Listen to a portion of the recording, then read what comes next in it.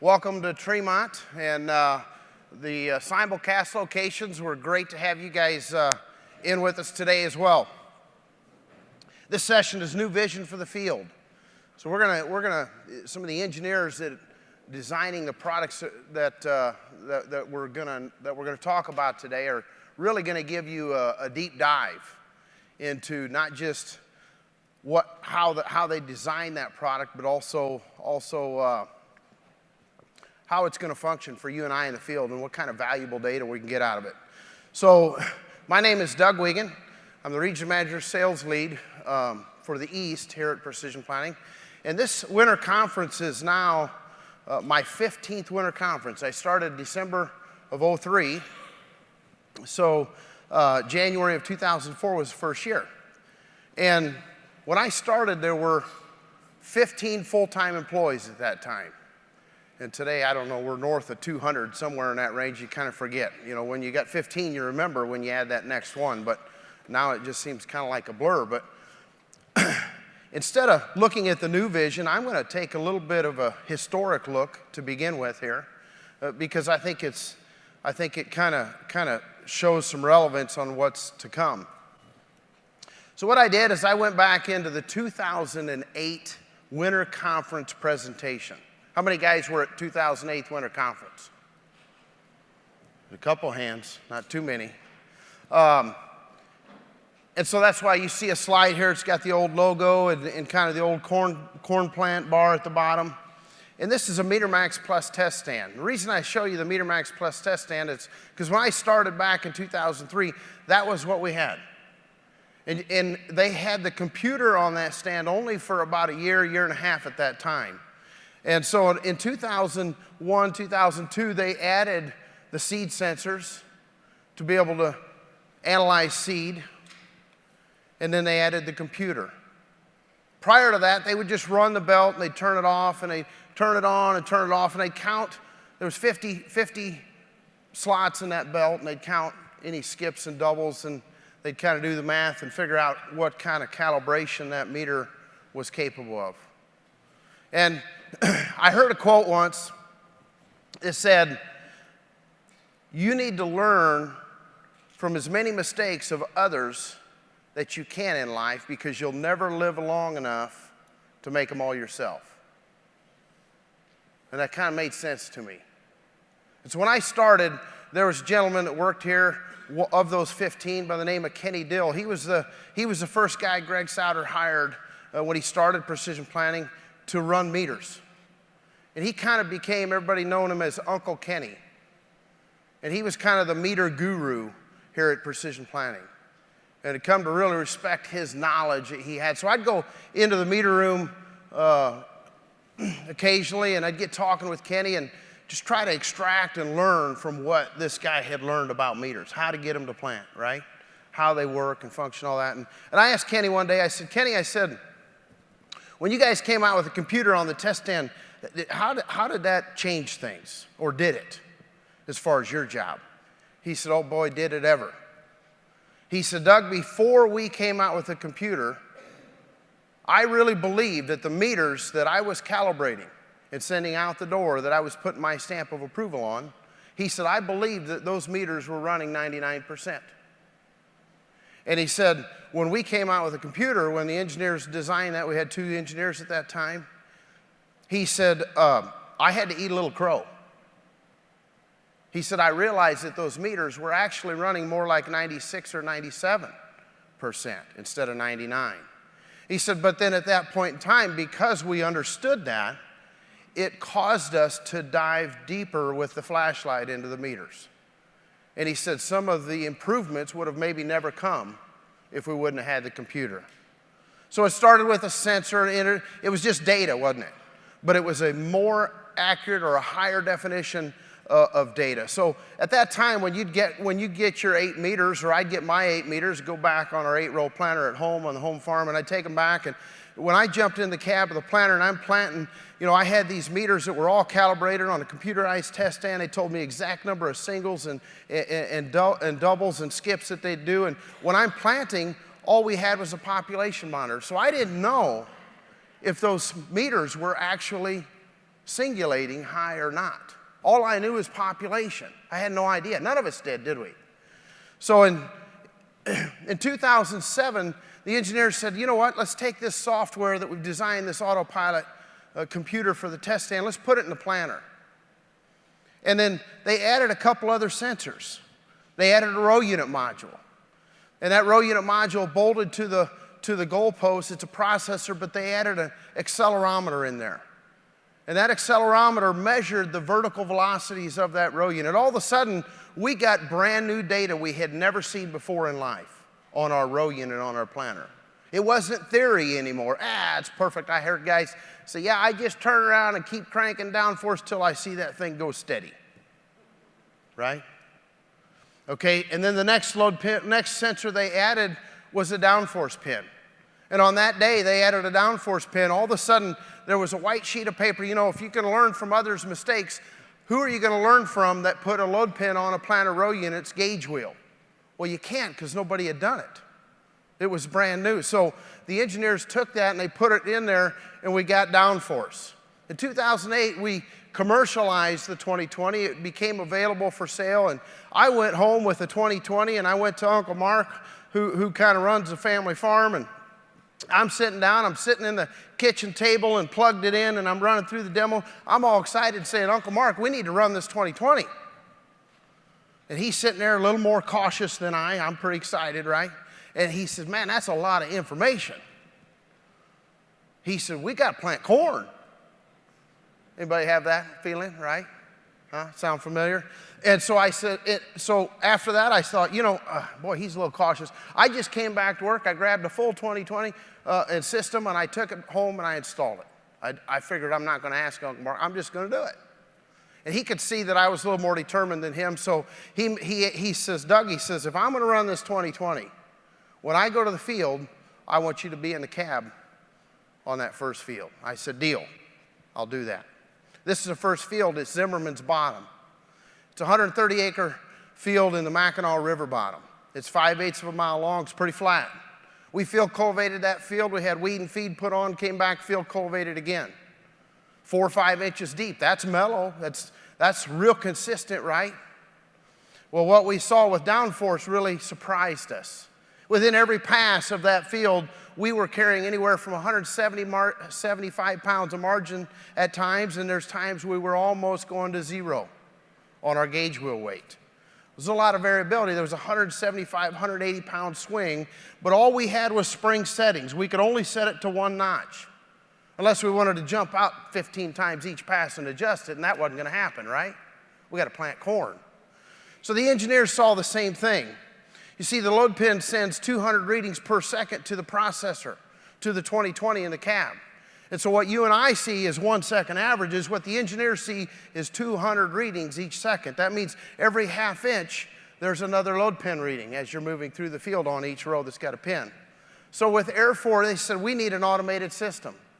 And with Air Force, it added invented air to those airbags every 1 second based off that load pin data. And you can see it really dramatically improved the map and the control in that same field. But Derek Souter, the engineer at that time, he said after looking through the row by row readings, every reading 200 times a second, after 2009 spring, he said in June, we made the decision that we need to do it with hydraulic downforce. He said that's the only thing that's going to take out all this variation that we're seeing. And so in 2013, we came out with Delta Force. That field looks pretty good there, isn't it? And that's not a 1 second average. That's a row by row map from field view. So it's much higher definition of accuracy, but yet it's still green. Pretty amazing where that system took us and gave us the ability. It all started with just a load pin. It's just raw data. At that time, we had 2 engineers when I started 14 years ago. We had 2 guys in sales, me and another guy that covered the US and Canada. We also doubled as product support. Today, we've got 50 engineers, 3 full-time agronomists.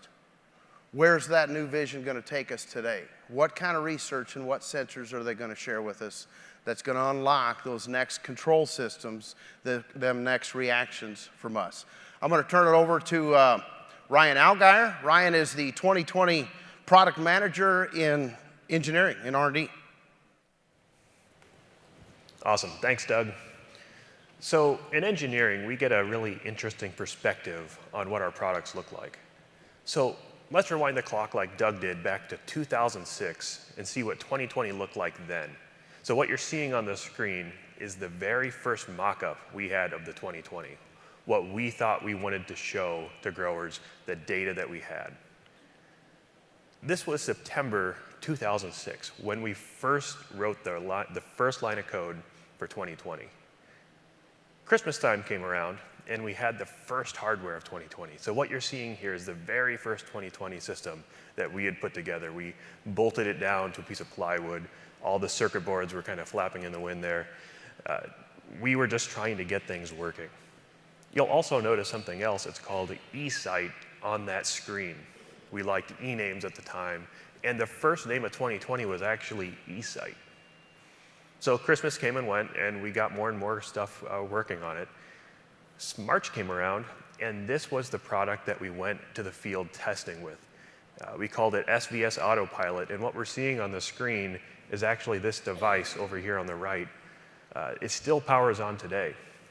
So unit 36 that went to the field. That name, though, Seed Vision System, SVS, for us engineers is actually a very nice word for us. The letters SVS are baked into the software all over the place. That name is pervasive. We love the name SVS still. But that's not what you guys use today. Many of you that use 2020 use this product, 2020 Seed Sense. So in this case, we put the name on the housing. Us and software engineers couldn't change the name anymore. We were stuck with that name. So that's what it is now. And I know a number of you would not go to the field without the 2020 nowadays. It's got us pretty far. So 2008, this product came out. People could use it for the first time. The way that they used it was with 2020 and a smart connector to get seed data into the system. That's where we started. 2009 came around. That was Air Force. 2010, row flow. 2011, load pins on every row to get more data. 2012 was a field view module. All those combinations and all those products came out and could be used together in different ways. Some used Air Force by itself. Some used row flow by itself. Some used the combination of both.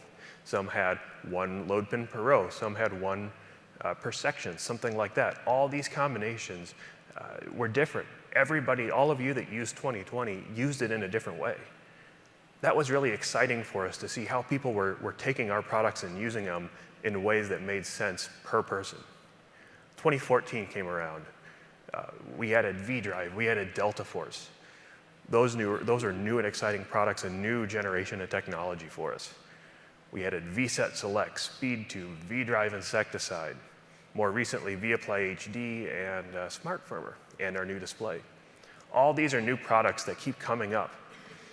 People use those in various combinations. People ran Downforce on the corn rows. People ran VSET Select and Downforce. Some people ran Speed Tube. Some people ran HD with Speed Tube. And all these combinations, we were excited to see all these combinations. People chose to use our software. We were trying to enable you guys to use it in ways that made sense for you. This is actually not all the products we've released. These are the ways that we test the software to make sure every year your configuration works. That has ended up with a total for us of about 1 million lines of code. So over the 12 years we've been building 2020, we have amassed about 1 million lines of code in the 2020 and all the pieces that are computer-based. So if you do the math, let's assume 51 working weeks a year, and we work for 6 days a week sometimes, that ends up being 275 lines of code per day that we generate. So over in the other building right now, while we're all sitting here for the next 60 minutes, 35 new lines of code will likely have been written for new products that we're running here in the spring. For us as engineers, it's really exciting to see our products get out into the field And so it's exciting for us to see just this growth and the way that we enable you guys to see new things occur. But what's 2020 about? For us, 2020, we use the phrase shining the flashlight. We want to shine the flashlight on what actually occurs both on the equipment and under the equipment in the soil to help us understand and get better yields. We first shine the flashlight through a seed sensor to analyze seeding performance through singulation, spacing, SRI, those things. The next one was the load pin, looking at the weight distribution and balancing ground contact, compaction, those things. Now it's looking at under the rail unit in the soil to understand how to optimize that for better yields as well. But it's not just about collecting data. Collecting data is one thing, but ultimately we have to make a decision from that data. And that decision has various different forms. The first decision I might make is, what do I do right now based on what the 2020 is telling me? Singulation might be going bad, and you might decide, we need to take action right now to correct that. Sometimes that's stopping the planter to do that. The next thing we might decide to do is maybe on the next round, 2020 is telling us some information. Maybe we should change something and make a different decision. Maybe we're going to tweak our depth setting. Maybe we're going to tweak a rate command so that we can learn later in the season. It might even be on the next pass of the crop cycle. We might learn from the smart farmer that we need to tweak our fertility program later in the season. Or even next year, maybe we learn that there's an equipment change we need to make, or some practice in our operation that we need to adjust. For us, it's about data driving those decisions. We have data that we have access to now, and we have a decision to make from that data. 2020 over the past 10 years has been providing us tons and tons of data. So if you've used 2020, these screens will probably be familiar to you, but just tons of information that we have at our fingertips. And more than ever now, the amount of data is extreme. We have a lot to wade through, and we try to make it simple through the 2020. But there is one thing that's true, is that data is not going away. In our industry, ag data has been a big phrase right now. We've all seen ag data get more and more and more emphasis. Over the past year even, there have been 100 companies active in ag data, trying to help us with data, trying to give us data so that we can inform our decision making. But ultimately, just having data, that's complicated. What should we do? How should we think about all this data that's being pumped to us? Well, for reference, let's go back in time. Let's look back in 2000 or early 2000s, outside of ag, into the industry of personal navigation or portable navigation. So these are things like your TomTom or Garmin that you'd put in your dashboard of your car. Maybe you used it to get here today. But what happened is that we had miniaturized GPS. That technology came into existence, and we had a database of street maps. And companies glued those things together, and we got these sort of devices that you put in your dashboard, and it tells you how to get here, told you how to get here today, perhaps. We've all heard it, turn right. Well, you turn right, well, what happens? Most of the time, nothing wrong happens. Sometimes, this happens to some people. You drive into the lake. Well, why did you drive into the lake? Well, it said turn right. Well, drive into the lake. Sometimes maybe you drive the wrong way down the one-way street. Maybe the data was wrong. Maybe the interpretation was not exactly right. Maybe you're like this guy over in Europe that drove his car up the mountain because that was a footpath that for some reason the database thought we could go up. This guy needed to hire a helicopter to get him down to the ground. So for us in ag, what's the equivalent for this? How do we learn from these sort of experiences of getting data to us that perhaps we didn't act on appropriately? 2020 has something called ground contact. So let's assume that none of us in the room understand what this metric means. We see something on the screen, 80% yellow, and it says ground contact. Well, I have some form of downforce control, springs all the way up to hydraulics, natural reaction, turn the knob all the way up to max, right? It's yellow and 80. Well, now what happened? I did that 100% in green. Success. Well, if you've ever used or managed downforce, you'll know that that's actually not the right thing to do. That's a bad decision. See, downforce is about balancing loss of ground contact with the effects of compaction. You need to balance both of those two. turning it up all the way to the top didn't balance those things. We actually ended up compacting. In compaction, you end up with hatchet roots. On ground contact loss, you end up at least not at the right depth and perhaps even on the surface of the soil. Not the right action to take. So how do we at Precision Planting think about data, and how really should we more broadly understand the data that's being channeled to us? So for us, there's a recipe that we look at least. For one, data is things that we as engineers get to see. So 200 times a second, sometimes it's tens of thousands of times a second that we get data pumped to the 2020 through our sensors and technology. But ultimately, that has to turn into something that we can actually use to take action from. So that's metrics like downforce margin, ground contact, high, low, row. So that's what we see through the 2020, but really we can't stop with that. There's not enough there to know what to do. Just because you have a number on the screen doesn't mean that's enough. You have to know what that number means. You have to know that light down pressure looks like this. Heavy down pressure looks like this. How do I run delta force? How do I know if it's the right pressure? How do I know if it's working right? There's more to it than just seeing a number on the screen. You need to have that extra knowledge about it. Then you also really need to understand why. Why do we take action? Why are we doing all these things? You have to understand why the actual waveform looks like it is. This is actually 2009 when Doug and Justin were talking about downforce and why that matters. There's probably pictures in this back in that time about hatchet roots and depth loss. So all these four things, it's a little hard to comprehend. It's actually a whole group called information sciences that this is talking about. And the reason why we're talking about that is, because this organization talks about it too, and they added a very useful useful lesson for us to look at. They put in there, the US Army calls it decision risk. They know they need to make the right decision all the time. We need to make the right decision all the time as well. And for those guys to make the right decision, they need to be in the green of making their decision the lowest risk possible. They do that by applying the knowing what, knowing how, and knowing why you do something. And if anybody knows how to make decisions, it's these guys, because let's think about it. Their decisions are such a high magnitude that it affects the entire world and are frequently irreversible. Our decisions are often irreversible too, but perhaps not that magnitude.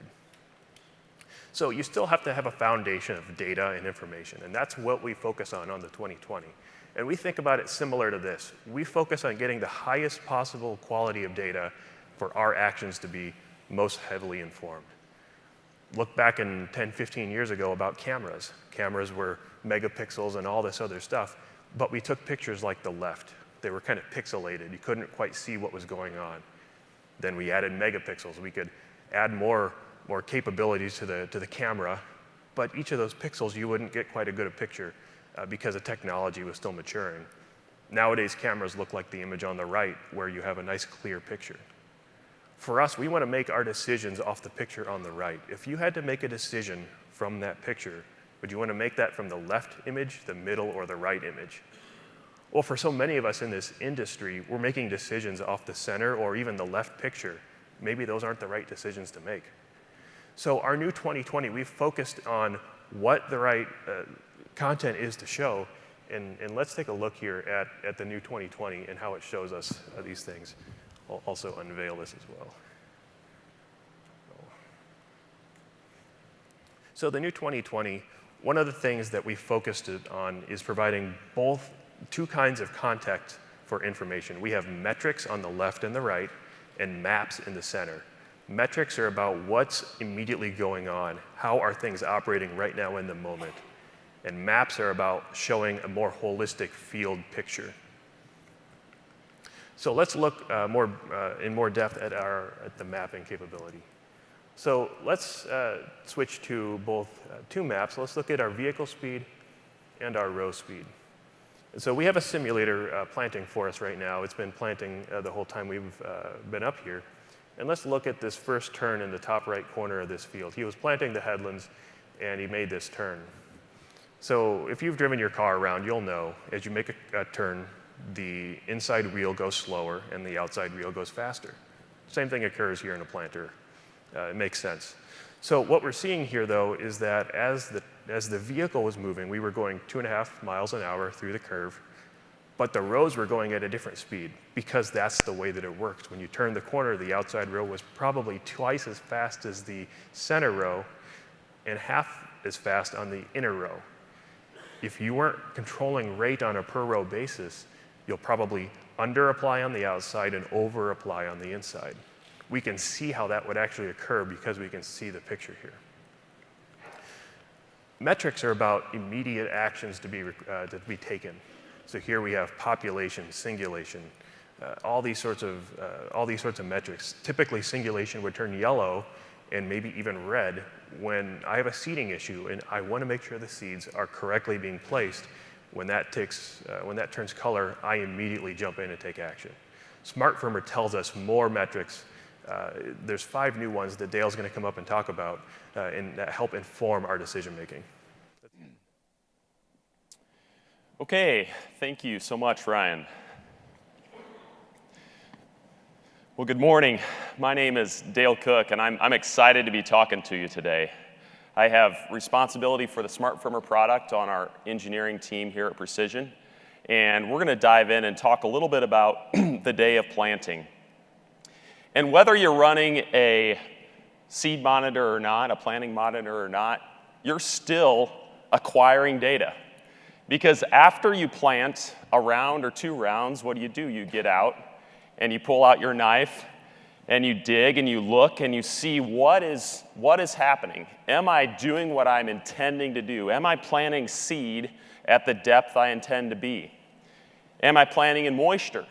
What are the furrow conditions? Do I have a nice well-formed furrow, or am I wishing that I would have serviced my row unit before this season? You're asking yourself, is my closing system set right?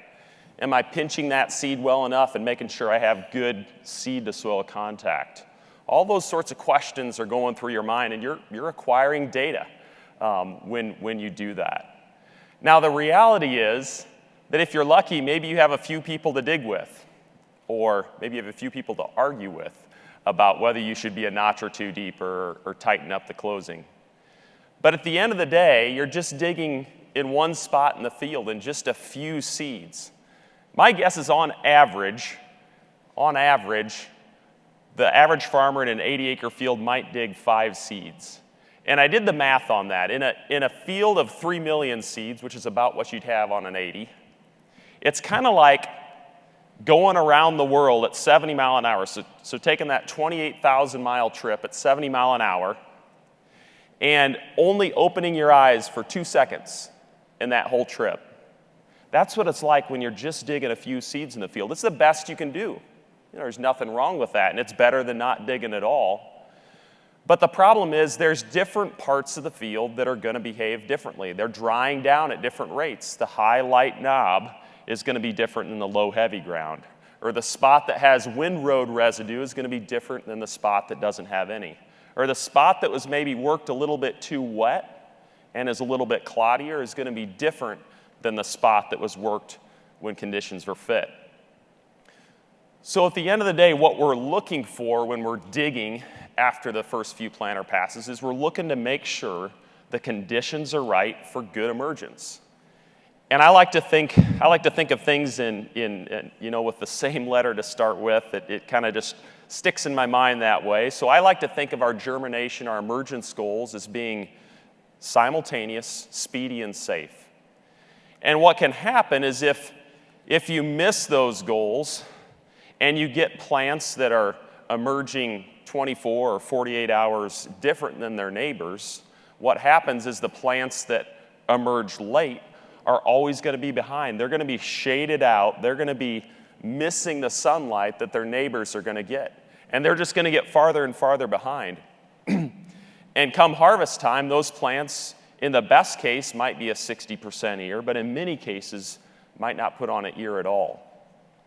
We also want speedy emergence, fast emergence.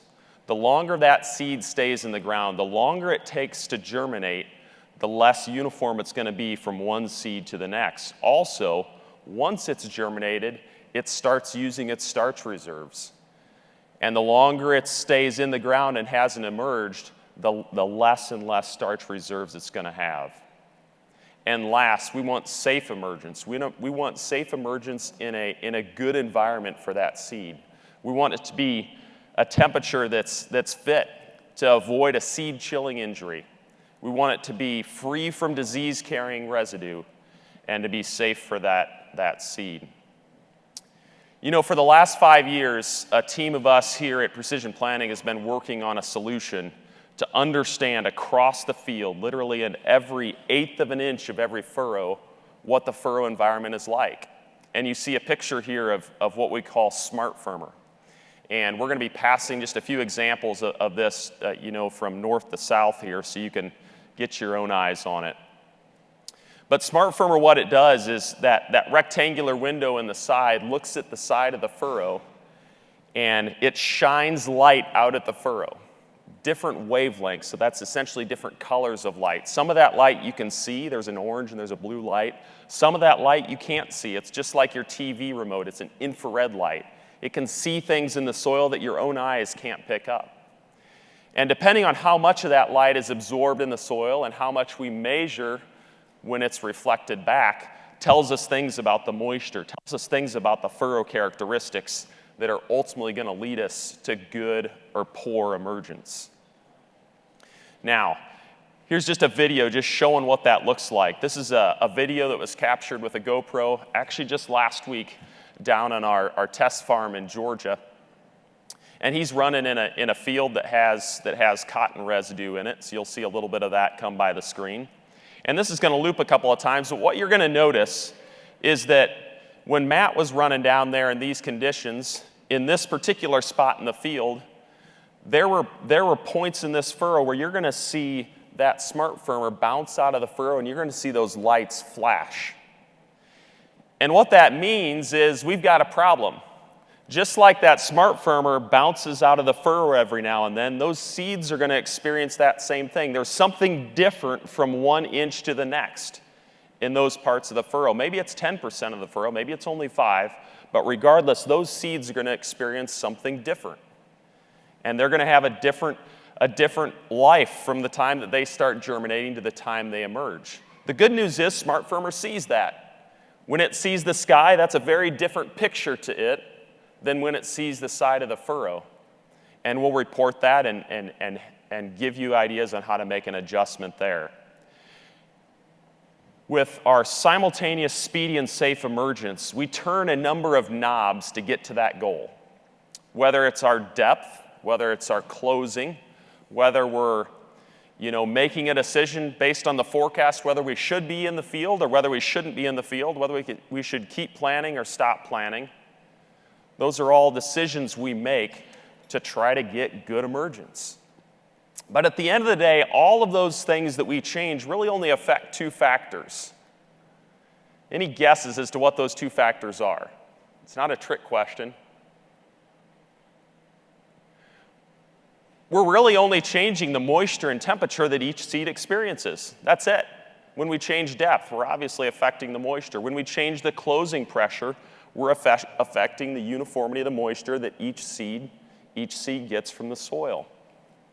And here's an example. So this is a smart firmer map, a smart firmer moisture map from Mississippi. So this past season, spring of 17, was our beta year, and we ran across tens of thousands of acres across the U.S. And one of the first places that we plant is down in Mississippi. And our lead test engineer, Matt Morgan, was down there for part of this test, and I accompanied him for some of that test. And this is the first time on this farm. We didn't really know this grower or their setup. And Matt and I pull up to this field, and we're paging through the maps. And we get to the furrow moisture map, and we see this. And we're like, oh, looks like there's some dry spots in that field. And we flag down the operator there, and we'd never met him before, and we're chit-chatting and showing him the map, and we say, there might be an issue here. And, you try to be gentle the first time you're working with a guy. And he says, boy, I don't know how that could be. He says, when we worked this ground, that was the wettest part of the field. We just about stuck the tractor there. He says there's no way those spots could be dry. And, you know, it was one of our first tests, so we thought there could be something wrong with Smart Firmer. So Matt and I, we let him keep planting there, and we go to that part of the field and do some digging. And as Matt and I start digging and keep digging, what we realize is this is a really dry furrow. In fact, I think it's the driest furrow I have ever seen. So cover up the trench there and go back to the guy running and get to talking with him, and we're like, hey, it looks like it's right. It's really dry. And as we chat with him and try to figure out what exactly went wrong there, what we figure is because those were the wettest spots when it was worked, of course it was cloddy in that spot. And because it was cloddy, there was lots of airspace, and the wind was just able to whistle through there and dry that area deeper than the rest of the field. And it's no fault of his own. You know, he dug in the spot that maybe he thought was the driest in the field. He wouldn't have checked the wettest spot. But at the seed bed level, that seed was going to experience some really dry soil. Now, the silver lining was he got a rain 2 days later and covered up that issue. But if he had known that, what could he have done? He could have put down his sweeps and cleared those clods away. He could have gone maybe 3/4 of an inch deeper to get into good moisture. But that was the situation he was in. You know, as we back up and we think about the inside of a seed before germination starts, I marvel at what is all packed into that seed and how the Lord designs seeds to have that living plant inside of them from the day that they're harvested. You know, not only is the embryo in there, as we call it, but there's also the first root, what we call the radicle, and the first shoot called the coleoptile. They're already there. They're already there just waiting for the perfect conditions to come out. And what they really need is they need 30% of that seed's weight in moisture to fire germination. What this seed needs as it's sitting in the ground is it needs water. Just like the cells in our body need water to function, seeds also have cells inside of them and need a sufficient amount of water to start the life, to start the new life, and to start those seeds to fire. Now, when it hits that 30% moisture, that embryo is all swollen up, the cells are going to start working. The cells inside that coleoptile and radicle are going to start extending. They're going to start dividing. And eventually what's going to happen is that pericarp gets softened, is that first seedling root, that radicle, is going to punch through that pericarp. And at that point, this process is irreversible. You can't turn the clock back. That seed either has to grow or it has to fall down. And hopefully, of course, it's going to grow. And it needs to be in the right conditions, of course, to make that keep happening. Eventually, that seedling root's going to keep going down, and if it's pointing up, it's going to turn around. Just like our inner ears know which way is up and which way is down, somehow, in a miracle, really, that seedling root knows which way is down. It knows which way gravity is pointing. After a while, the coleoptile bursts through the pericarp, and it starts heading in the opposite direction from the first seedling root, the radicle, and it's going for the sun. And as we thought about how do we capture, how do we report moisture and really speak to this germination environment, this good germination environment that we want to be in, what we did is we brought in soil from across the U.S., hundreds of different soil types. And we set those soil types with different amounts of water. And what we then did is we started germinating seeds in those different soils and different amounts of water. And what we'd do is we'd weigh the seeds before we put them in the soil, and we'd weigh the seeds after they came out of the soil, after 3 days from being in there. And we'd see how much weight they had taken on by moisture and compare that to what they needed. And here's just an example. This is an example of looking at moisture in a coarse soil, so a sand that has a really coarse texture, very low organic matter on the top, and on the bottom a muck soil, a heavy, tight soil. So the sand is going to only be able to hold a little bit of water. It has a really short glass to be able to hold that water. The clay, it can hold a lot of water. The problem is the clay takes a lot in order to give it back to the seed. So here's an example. What we did is we spiked this sand and clay with different amounts of water, 2.5%, 5%, and 7.5% water. And what we did then is we germinated seeds in those 3 different moisture levels for 3 days. And we weighed them before and after and compared what percentage of water did we gain after those 3 days. In the sand, at only 2.5% water, those seeds put on 27% by moisture. The seeds were just about ready to start germinating. They were just about to that 30%. In the muck, in that tight soil, it was still hanging on to every bit of that water and didn't give any of it to the seed. When we went up to 5%, boy, the seeds in the sand, they were off and running. They had germinated, they had sprouted, they were ready to go. In the muck, however, it was still hanging on to the water. It was only at 11%. The seeds only grew by 11% after 3 days. And then this was interesting. At 7.5%, the seeds in the sand, what happened there? We drowned them out.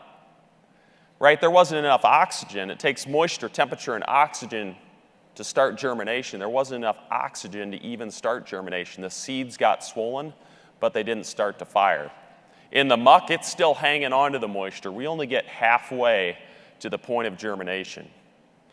And what we realized is, why don't we report moisture in this same way? Why don't we report moisture in a way that tells us how much we expect, how much moisture we expect the seeds to take on? So if you look at the 2020 for a smart farmer running through a field of this sand, this is what you'd see. You'd see it green, above 30%, and below 30%, but close, it'd be yellow. But if you then switch to a muck in that same field, it would be red. It wouldn't have enough moisture to germinate that seed in 3 days. And that's what we did. And here's an example. So this is from a field up in North Dakota. This here is an example of two sets of seedlings. One set came from a furrow that had good furrow moisture, or good expected seed weight growth of 50%. The other one there at the bottom, we expected it to only have 20% seed weight growth. And you can see the difference in how those seeds and seedlings responded in those 2 different conditions. And the interesting thing to point out is not only is it delayed on the bottom, but there's less uniformity. Because when you're in those dry conditions, not only are you not going to take on water faster as fast as the wet conditions, you're also going to be less uniform. It's going to be more spotty the drier you get. And that's what we saw there. So uniformity is key. Not only that we get enough water, but that it is consistent from one spot to the next.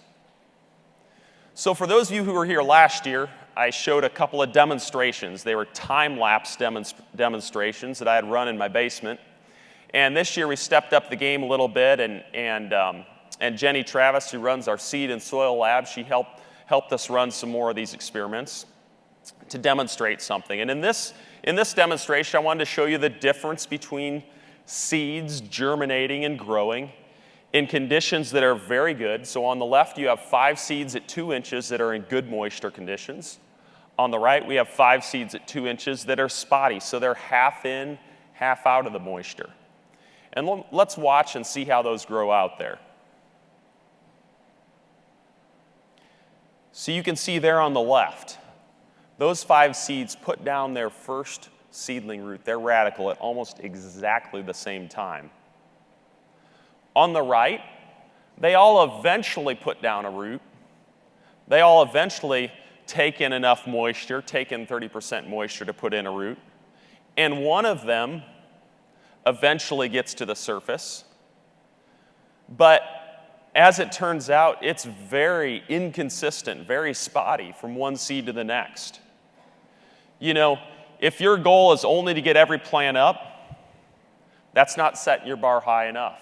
Because those seeds that are behind, those little seedlings that are behind, they're always going to be behind compared to their neighbors that emerged 24, 48 hours earlier.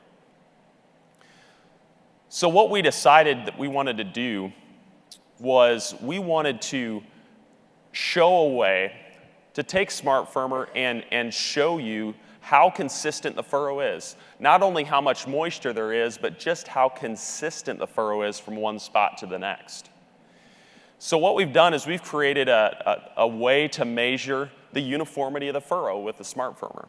So we can detect if there's cloddy conditions. We can detect if there's open spaces in the soil. We can detect, just like from that video in Georgia, if Smart Firmer bounces out of the furrow and sees the sunlight. We can see all those sorts of things because all of them are going to affect what the seed sees as well.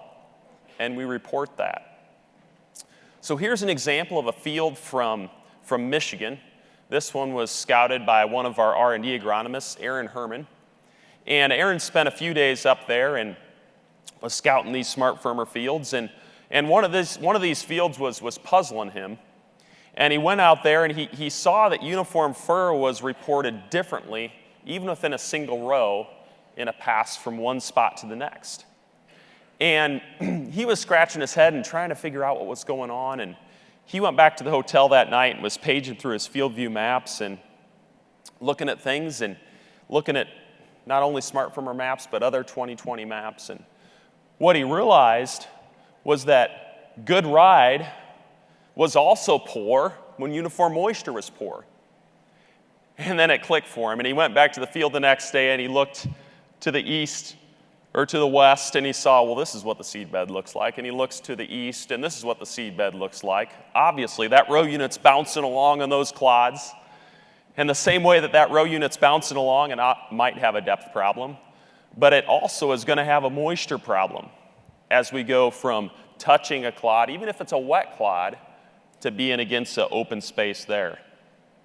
So something needed to change in this operation. There needed to be either a tillage change, not working the field when it was so wet, or maybe a whole system change, or even just sweeping with the row cleaners could have certainly helped this situation. The last piece in the simultaneous, speedy, and safe emergence story is really good temperature. And I like to think of temperature, if moisture is the fuel to the cells in a seed, temperature is really the throttle. Temperature is what makes everything happen faster or slow everything down. And specifically when we're planting, the thing that we're worried about and we're trying to avoid is a seed chilling injury. And just to dive into a little bit of what's going on there with seed chilling is when you take in water that's too cold. So water that is below 50 is risky as compared to above 50. When you take in water that's too cold and the cells in that seed start expanding and that seed bloats up, what's going to happen is the cell walls in that seed are going to tear. They're going to be too stiff and they're going to tear. And that little baby embryo is essentially going to get deformed inside that seed. And as that plant, if it germs, as that plant starts to come up, it's going to get confused and it might corkscrew. I'm sure you've all seen that. Or it might just be slower than its neighbors. It might not come up at all. It might not have quite enough energy to make it all the way to the surface. But that's all because of the tearing that happens inside of the cells of that seed in those cold soil moisture temperatures. So here's an example. Here's an example of a test we run. And what we did here is we germinated seeds in a typical moist soil for a number of days, and we weighed them each day. And what you can see here is for this particular soil, we took on almost at least the majority of the moisture that we needed for that seed. So we needed to get to the 30% line to start germination. So we got 2/3 of that 30% in the first day, and the rest of it really came in the second day. Those first few hours of a seed's life are critical. And knowing what's going on in the furrow and what that temperature environment is like helps us make those decisions. Should I be in the field or shouldn't I? And what we've done is we've added, since last year, a real-time temperature sensor to Smart Firmer. And this works just like your heat gun works that you'd point at a hot engine or at a bearing in your grain setup and tells you what the temperature is of the sidewall of the furrow inch by inch and reports that back to you and gives you the confidence or maybe gives you the concern that you should or shouldn't be in the field. And maybe some of you are saying, well, once I start planting, I don't stop. Or maybe you're saying, boy, this last year I got burnt. I did quite a bit of replant, and I think I had some of that seed chilling happen in my farm.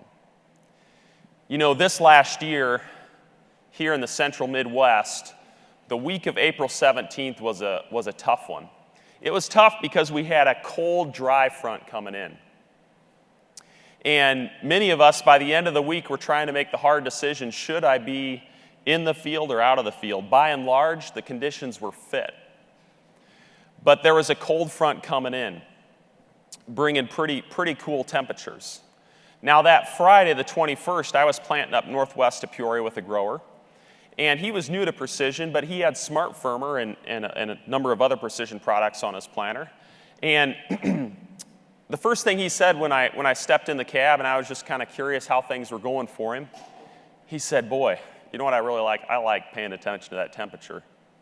Because he was watching it from the early morning all the way to night and seeing how the temperature at 2 inches was changing from one part of the day to the next and getting an idea of what that field was experiencing, what the seeds were experiencing as the air temperature was changing. And whether you would have been planning on this day or not is not the point. The point is that he had data to inform his decision. He wasn't just looking at his neighbors and, being influenced by peer pressure whether he should be in the field or not. He had data, and he was making the decision to keep planting. Now, let's talk about some furrow temperature principles. Number one, there is a critical soil temperature. Most of the research that we've done and that is out there by the seed companies and all the other researchers would say, when you get below 50 degrees, you significantly increase your risk of a seed chilling injury. And I just want to acknowledge for the folks that are on the live cast from Fargo, I know that you guys are pushing this and acknowledging that, hey, we're willing to take some ear count hit, but we've got to get that crop in the ground when conditions are fit to get enough heat units into this crop. So I acknowledge that. But in general, around here, we're saying that 50 degrees is usually the threshold where injury can start to occur. Number two, there is a critical time period. So for corn, 24 hours is the most important, the first 24. The second 24 is also important as well. For beans, it's a lot shorter. All of you have planted a bean field and have gone back and dug and seen how much those beans have swollen. Beans take on moisture a lot quicker. The first 6 to 12 hours are the most critical for those bean seeds. And I know many of you, at least in this area, are really starting to push your bean planting dates earlier. And that's great. We're seeing a good advantage from doing that. But as we do that, April 15th is very different than May 15th in terms of the soil temperatures. And there's a difference, too, between planting a crop at 8 a.m. versus planting a field at 8 p.m. The soil temperatures, especially in those early April days, swing a lot from morning to night at 2 inches. So we've got to watch it. If we're borderline on our temperature conditions and we're planting at 8 p.m., we've got a long night of cold in front of us. So we've got to watch that. The last piece is, I'd encourage all of you, spend a few bucks, $15 a seed lot, maybe $150 for your whole farm, and get some cold seed germ testing done at an independent lab. All the seed companies do this, but they all kind of have their different recipe for how they score their hybrids. Do your own testing. It's a small amount to pay to arm yourself with the knowledge to know when it comes the day of planting which crop can take the cold and which one can't. Here's an example just to show you that it does make a difference. This is a test we did a number of years ago. And what we did is we compared a hybrid A, which had a good cold seed germ score, to a hybrid B, which had a poor cold seed germ score. And we planted them on April 9th, which were poor conditions, colder conditions, and April 17th, which were better conditions, as far as temperature goes. And you can see the difference, a big difference in terms of ear count, and that, of course, translates to a yield difference as well. Now, the interesting thing is hybrid B, it actually was a racehorse. It was the top yield and number on this farm. But it wasn't fit for the April 9th date. So do your own testing. Understand what your seed lots look like. So to conclude here, when it comes to managing our 3 S's, simultaneous, speedy, and safe emergence, the things that really matter are the soil moisture, temperature, and uniformity. And all those things we measure and report with SmartFirmer. And now I want to turn your attention to this setup over here. I'm sure you've been wondering what's going on there. And what this is, we call this the treadmill. And this is the genius brainstorm of one of our engineers, Mike Sternad.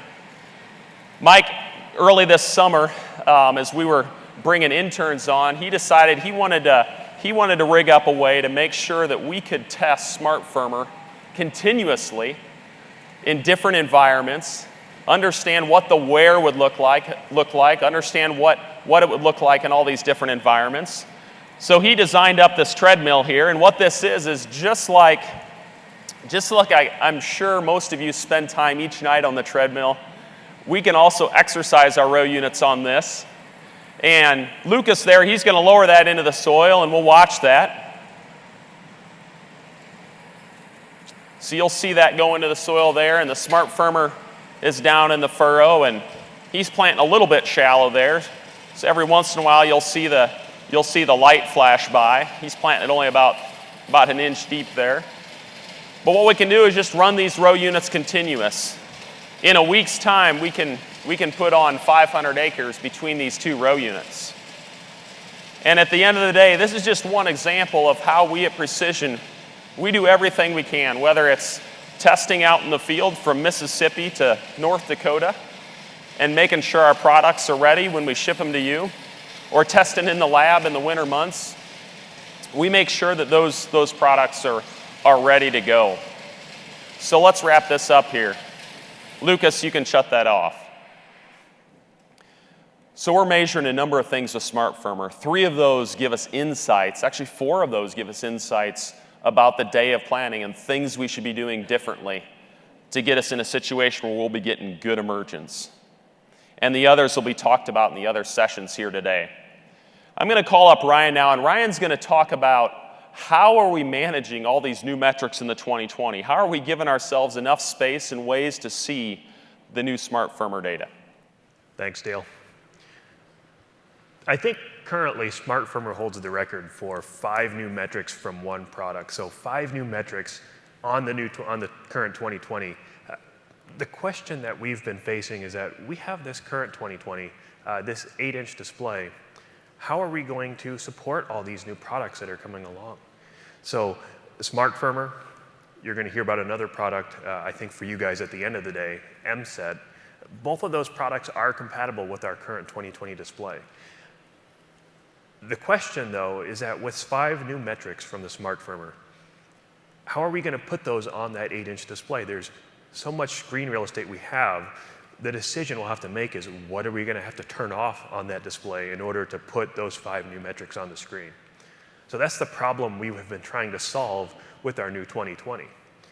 Our new 2020 is a 10-inch display, and we've also kept separate the brain box that actually performs all the calculations from the display to ensure that all the bulky harnesses that typically need to be run are out of your field of view. They're not on the side of the window there.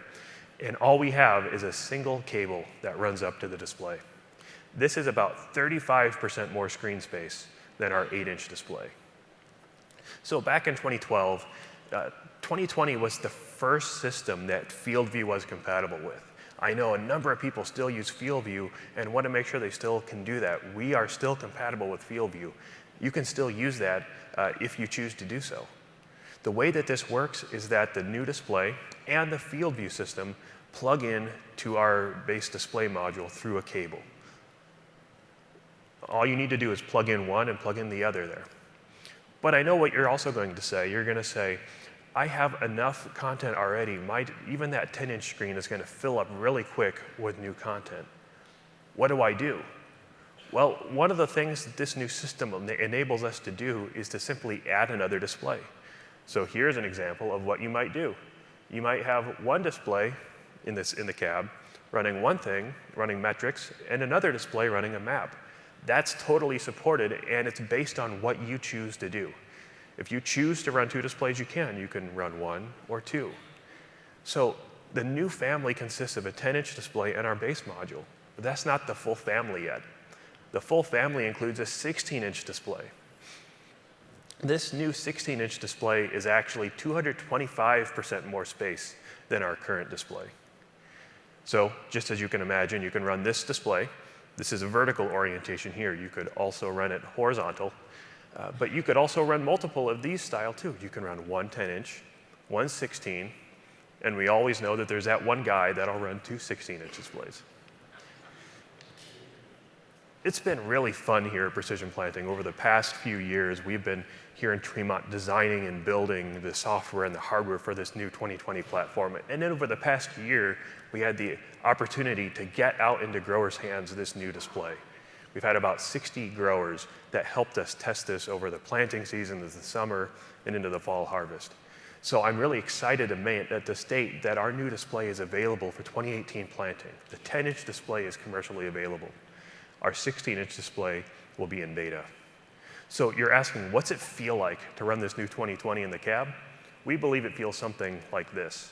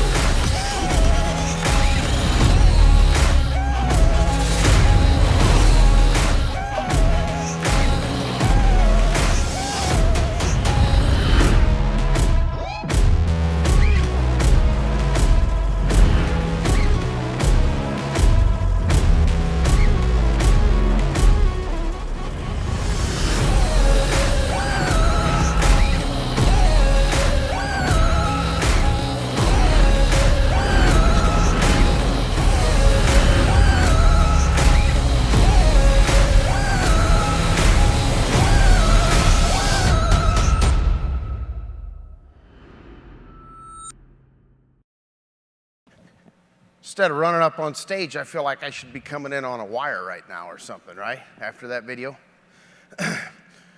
Guys, it's pretty amazing where we've come in the last 10 years since the first 2020 was available. You know, think back to my first example of a load pin. How many years have we had load pins? I can remember when I was 12, we had a load pin on a archway feed grinder.